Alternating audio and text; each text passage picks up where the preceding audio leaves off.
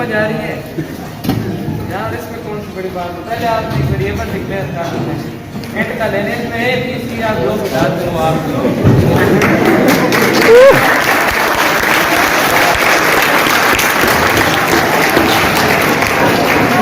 उसके बाद अगली क्या चीज़ है, उसमें प्रिंटर आ जाएगा।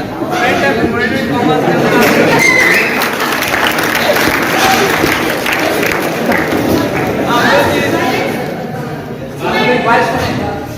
आप जो चीज़ प्रिंटर के अंदर लिखेंगे ना, जब आप प्रोग्राम रन करेंगे तो एक ब्लैक शेडेड स्क्रीन आएगी, आपको उसको वही चीज़ दिखेगी। उसके बाद अगर आपने यूजर से वैल्यू इनपुट लेंगे तो आप स्कैन ऐप का इस्तेमाल करते हैं, उसमें वो ब्रैकेट की लड़के उसमें एंड का साइन हो जाते हैं, ठीक है।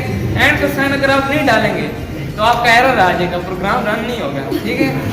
उसके बाद उन बंदों का अभ्यास करें।